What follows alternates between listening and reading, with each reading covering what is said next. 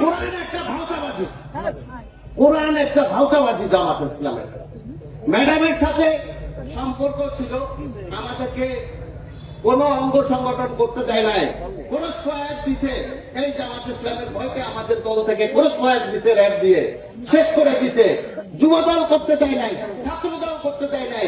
দিনের বাংলা ভোটের রাত্র 12টার সময় ম্যাডাম আসছে, দরজা আমি টানি, খুলে না। ম্যাডাম গিয়েছে, তার এক ছেলে আছে। কে ছেলে? আমি কে ছেলে? কে? মুজাহিদ সাহেব তার ছেলে। সে আসছে, ম্যাডামের দরজা খুলছে, তারপরে নামছে। দেখেন এত বড় কি করছে তারা, ম্যাডামকে সম্মান দিছে, তারা এইভাবে তারা দখল করে নিছে। স্টেজে যাবেন ওই সময়, ম্যাডামের ওই সময় ভোরবেলা ফজরের নেওয়ার সময় যে দেখবেন যে তারা দখল করে স্টেজ সামনের কাতারে সব দখল করে আছে। বিএনপিদের কোনো পাত্তা ছিল না। আর তারা এখন কয় মহিলাদের নেতৃত্ব কি না যায়, না যায়। হাসিনা